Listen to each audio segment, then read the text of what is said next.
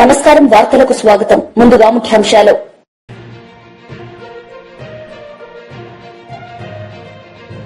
పట్టభద్రుల ఎమ్మెల్సీ ఎన్నికల్లో తన ఓటు హక్కును వినియోగించుకున్న CM Chandrababu Naidu. HCL tech KRC campus ప్రారంభోత్సవంలో సీఎం రేవంత్ రెడ్డి ఈ సందర్భంగా ప్రారంభం. పట్టభద్రుల ఎమ్మెల్సీ ఎన్నికల్లో సీఎం చంద్రబాబు నాయుడు తన ఓటు హక్కును వినియోగించుకున్నారు. ఈ సందర్భంగా ఆయన మాట్లాడుతూ అర్హులైన ప్రతి ఒక్కరూ తమ ఓటు హక్కును వినియోగించుకోవాలని సూచించారు.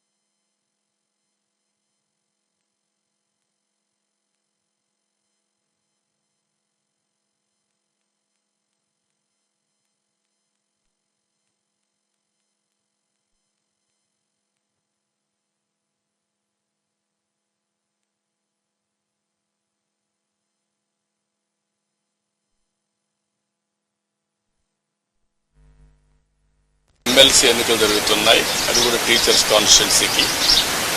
వీళ్ళందరూ కూడా చదువుకున్న ఓటర్లు. నేను అందరికీ ఒకటే విజ్ఞప్తి చేస్తున్నా, ఓటు వేయడం అనేది మన బాధ్యత. ప్రతి ఒక్కరూ కూడా మీ ఓటు హక్కుని ఉపయోగించుకునే బాధ్యత నెరవేర్చాల్సిన అవసరం ఉంది. భారతదేశం ఒక పెద్ద ప్రజాస్వామ్యం.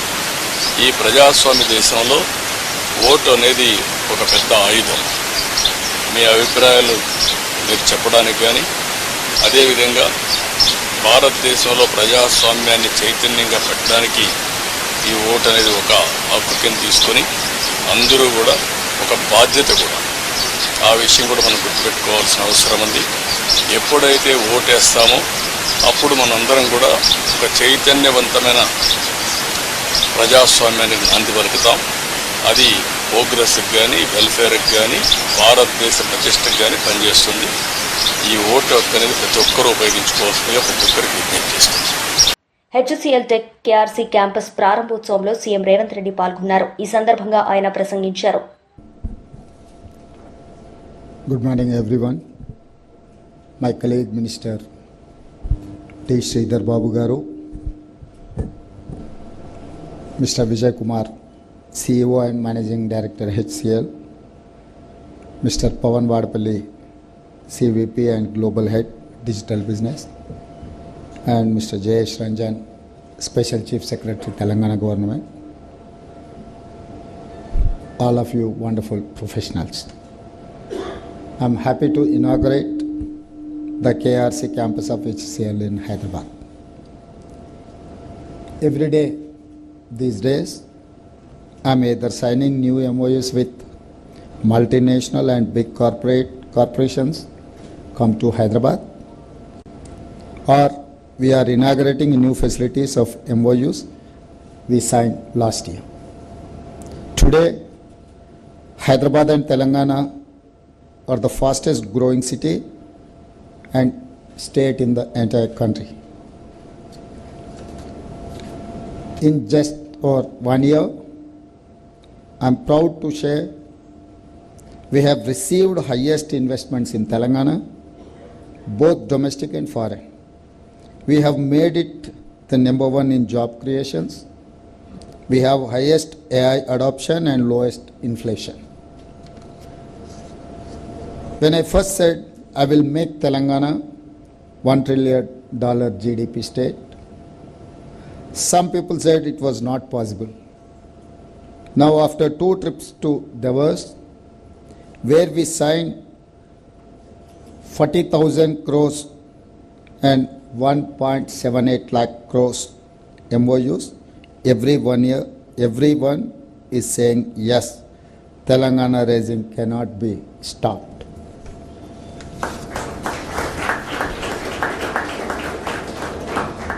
When I said my competition for Hyderabad is not with Mumbai, Delhi, Chennai, Bangalore, some people said it was very big dream. Now, when we made Hyderabad number 1 EV adoption, when we are transforming our state into hub for data centers, green energy, for life sciences, for biotech, for skills, for manufacturing, for agri-processing, people say, yes, Hyderabad is not unstoppable. When I first said Telangana rising, some people were not sure. Now whole world agrees. When I first said Hyderabad rising, some people were in doubt. Now the whole world agrees. We welcomed Amgen, one of the world's largest life sciences company. A few days ago, we conducted BioAsia, one of the world's finest conferences, and today we are here at HCL. As a global company, HCL Tech has made India proud. It operates in 60 countries and more than 2.2 lakh people. You create world-class offerings in digital, engineering, cloud, and AI across many verticals. Since you first arrived in Hyderabad in 2007, you have grown bigger.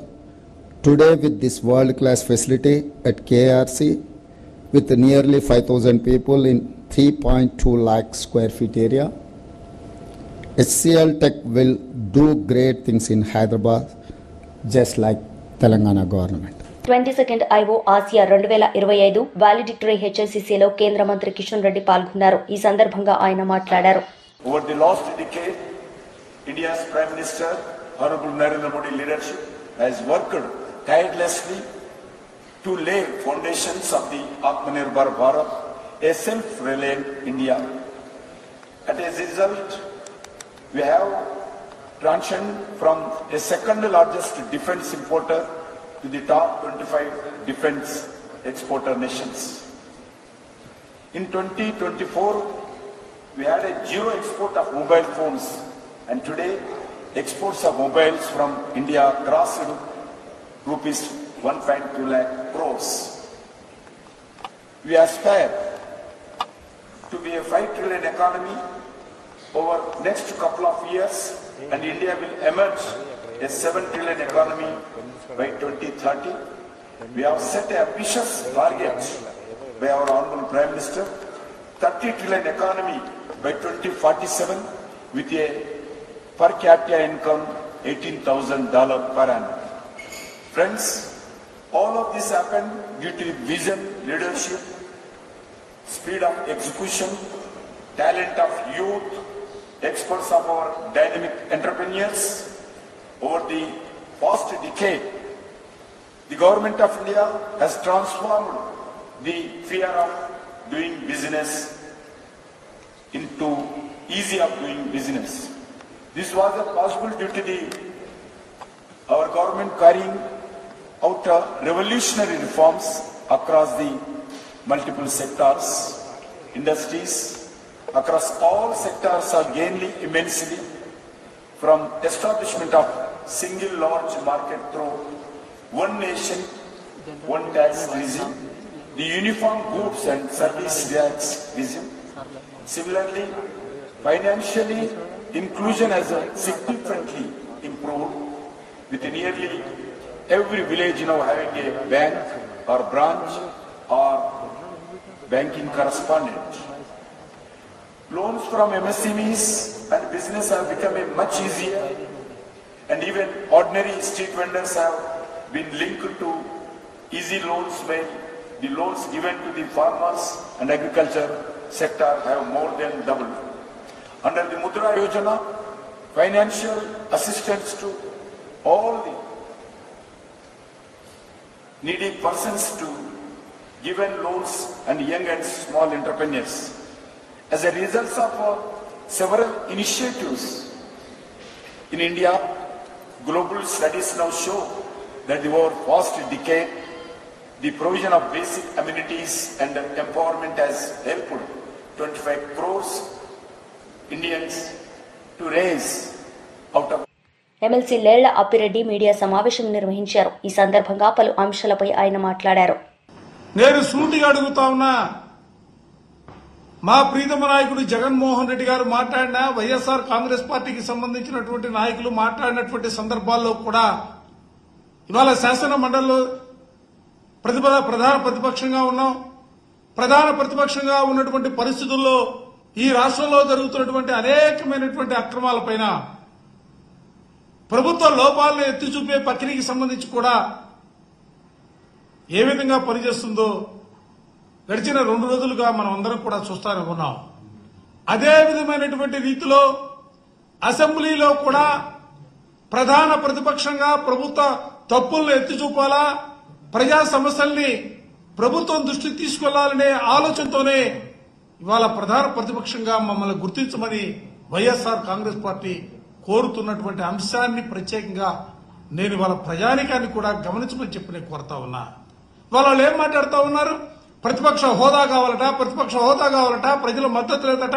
నేను సూటిగా అడుగుతా ఉన్నా, సీట్ల సంఖ్యాపరంగా 11 సీట్లు మాకు వచ్చున్నాయేమో, కానీ ఈ రాష్ట్రంలో 40% ప్రజానికం వైఎస్ఆర్ కాంగ్రెస్ పార్టీకి అండగా నిలబడినటువంటి వైనాన్ని కూడా ఈ సందర్భంగా గమనించమని చెప్పి నేను కోరుతా ఉన్నా.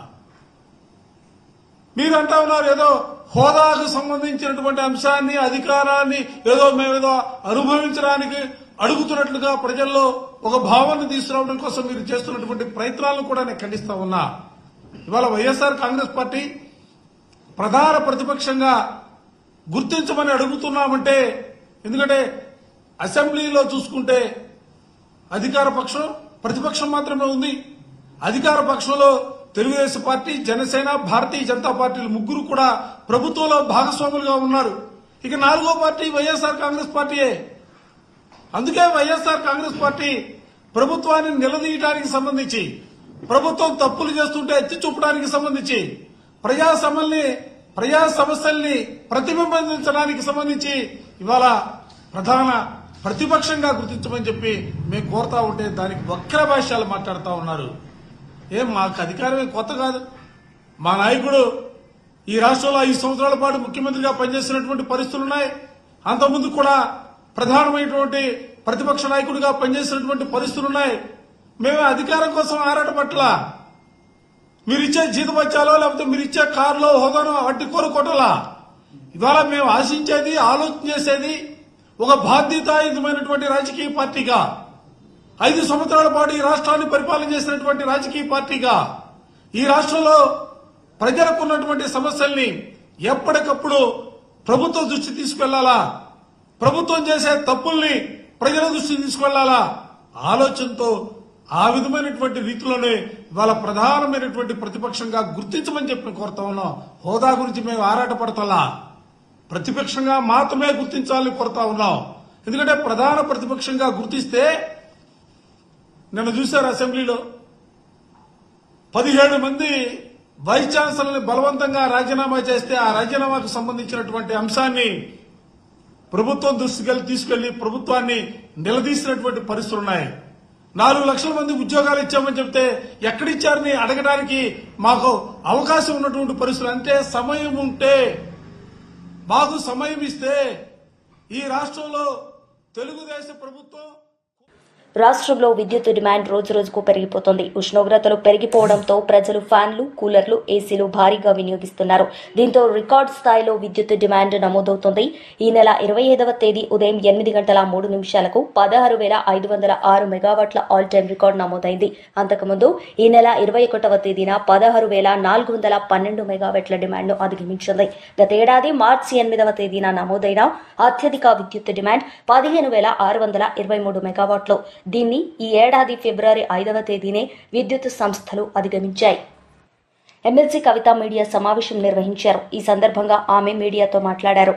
దీనికి కంప్లీట్గా కేవలం మిత్తి కోసం, అప్పుల మీద మిత్తి కోసం కట్టింది 22,000 కోట్లు.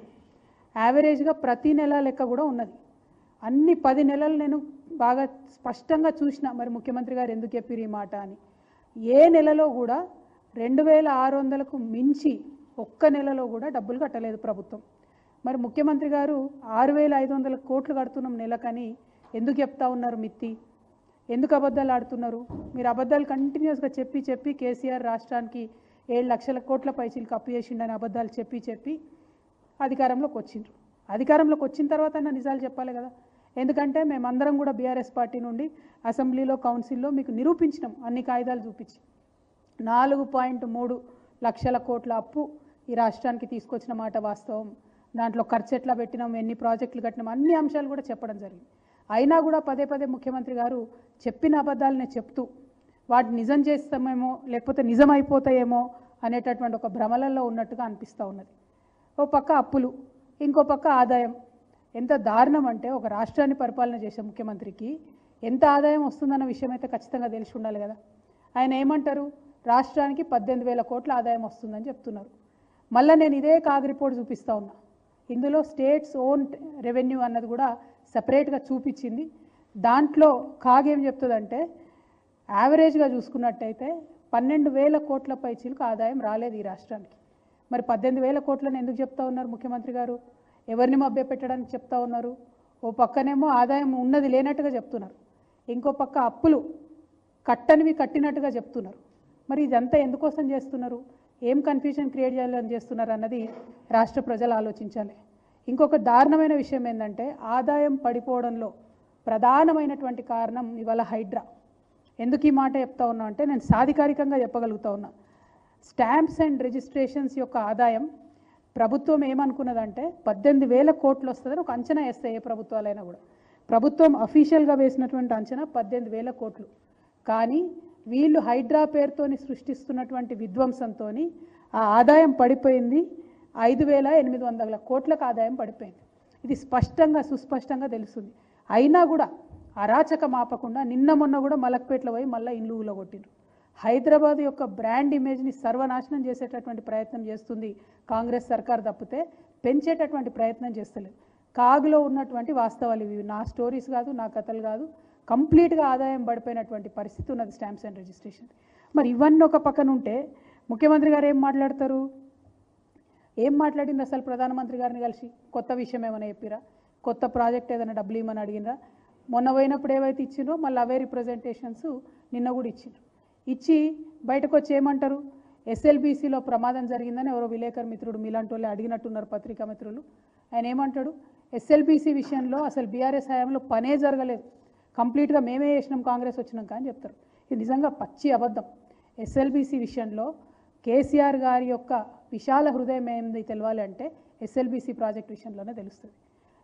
మనం కేసీఆర్ గారు అధికారంలోకి వచ్చినాక రాష్ట్రం కొత్తగా ఏర్పడ్డ తర్వాత అసెంబ్లీ సాక్షిగా అసెంబ్లీ కమిటీ హాల్లో అఖిల పక్షాన్ని పిలిచి ఏర్పాటు చేసి ఎస్ఎల్బీసీ పరిస్థితి ఇట్లా ఉన్నది, మరి అందులో ఒక మెషిన్ అక్కడ చిక్కుపడిపోయి ఉన్నది, అది బయటకు తీసే పరిస్థితి లేదు, కంప్లీట్గా అభయారణ్యం, ఎక్కడ కూడా ప్రాజెక్టుకి పర్మిషన్ వచ్చే పరిస్థితి లేదు, బయట ఇంకో మనిషి పోయి కాలువ తవ్వే పరిస్థితి లేదు, ఈ టనల్ ఫినిష్ చేయాల్సినటువంటి బాధ్యత మన మీద ఉన్నది, ఎస్ఎల్బీసీ నుండి శ్రీశైలం లెఫ్ట్ బ్యాంక్ కెనాల్ నుండి తెలంగాణకు నీళ్ళు రావాలంటే ఇక ఈ ప్రాజెక్టులో ముందుకు పోవడం తప్ప వెనక్కి వచ్చే మార్గం లేదని చెప్పి అఖిల పక్షానికి ఎక్స్ప్లెయిన్ చేసి పెద్దలు జానారెడ్డి గారు ఆనాడు ప్రతిపక్ష లీడర్గా ఉంటే వారిని ముందు పెట్టి ఆ ఒక్క కాంట్రాక్టర్కి 100 కోట్ల అడ్వాన్స్ ఓపెన్గా కుల్లాగా ఇచ్చినటువంటి వ్యక్తి కేసీఆర్ గారు.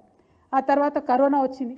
కరోనా తర్వాత ఆ కాంట్రాక్టర్ మళ్ళీ ఇబ్బంది పడి మేము పనులు చేయలేం సార్, పనులు ఆగిపోతున్నాయంటే మళ్ళా 100 కోట్ల కాంట్రాక్టర్కి. ఎస్ఎల్బీసీ టన్నెల్లో సహాయ చర్యల్లో ప్రభుత్వ వైఫల్యాన్ని కప్పిపుచ్చుకునేందుకు బీఆర్ఎస్ ను విమర్శిస్తున్నారని మాజీ మంత్రి హరీష్ రావు ఆరోపించారు. టన్నెల్లో ఇప్పటికీ సహాయ చర్యలు ప్రారంభం కాలేదని ఆగ్రహం వ్యక్తం చేశారు.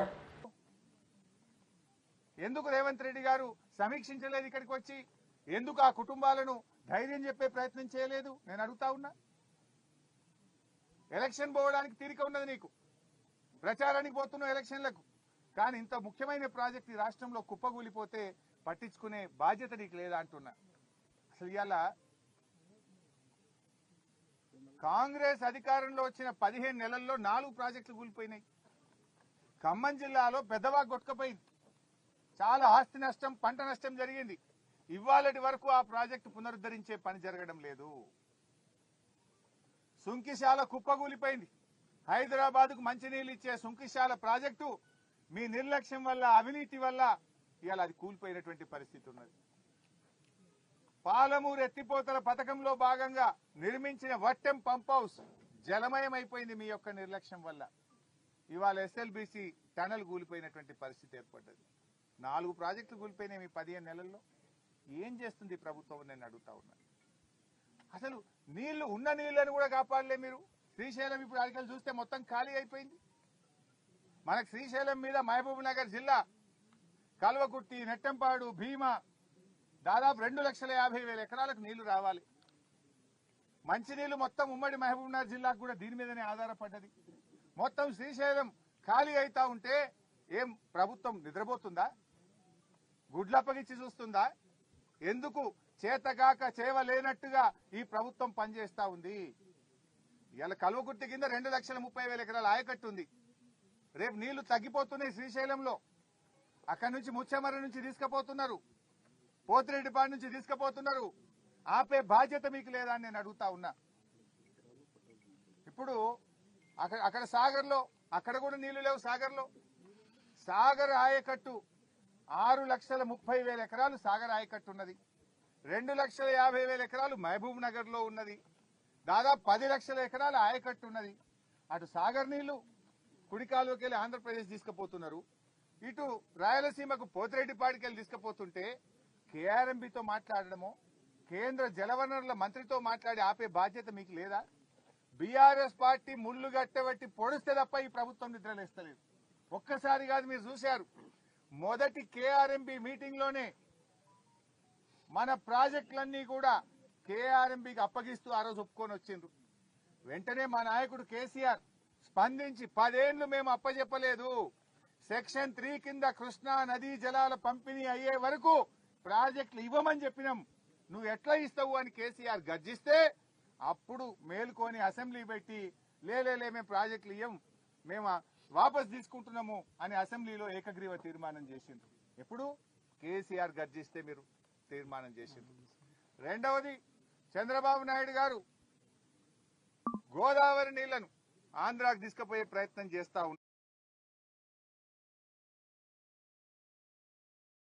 ఉన్నాడు. ఆయన గోదావరి బంకచెర్ల లింకు పెట్టి 150 టీఎంసీల రిజర్వాయర్ కట్టి ఉన్న గోదావరి నీళ్లను కూడా ఆంధ్ర తీసుకుపోతుంటే కూడా ఈ ప్రభుత్వం నిద్రపోయింది. హెచ్సిఎల్ టెక్ కేఆర్సీ క్యాంపస్ ప్రారంభోత్సవంలో మంత్రి శ్రీధర్ బాబు పాల్గొన్నారు. ఈ సందర్భంగా ఆయన ప్రసంగించారు. And we are proud to say that, and we just heard Mr. Vijay Kumar and Mr. Pawan telling their experiences, how the ecosystem over here over a period of 2 decades has helped them to come up with the new tools and techniques and the products which are relevant to the existing competitive industries. And when they've been mentioning about the advent of AI engineering services coming into play, especially in HCL Hyderabad, and it was interesting to know that the journey in AI started, that to this part of the globe, that to Hyderabad, and we are proud of our, highly skilled force who made it possible. And I'm also pleased to know that there are about 15 patents which have come from here. It's not a joke, and from 2017 till now is one phase, and I would agree to Mr. Vijay Kumar Garu, now the real transformatory stages come all over the globe.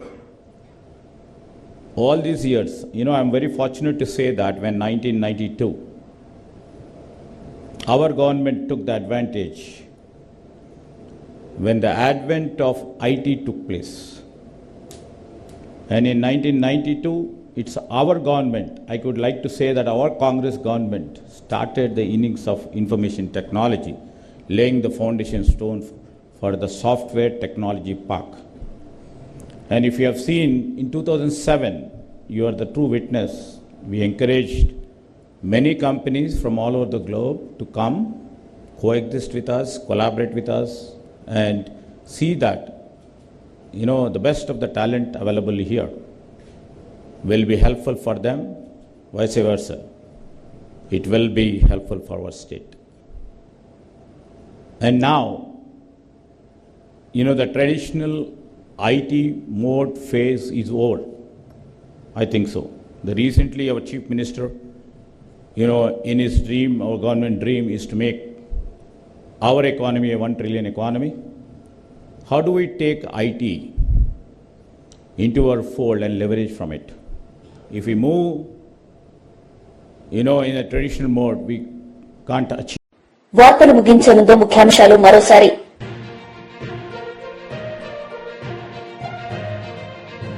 పట్టభద్రుల MLC ఎన్నికల్లో తన ఓటు హక్కును వినియోగించుకున్న CM Chandrababu Naidu. HCL tech KRC campus ప్రారంభోత్సవంలో CM Revanth Reddy ఈ సందర్భంగా ప్రారంభం. ఈ వార్తలు ఇంతటితో సమాప్తం. తిరిగి ప్రసారమయ్యే వార్తల్లో మళ్లీ కలుద్దాం. అంతవరకు సెలవు. నమస్తే.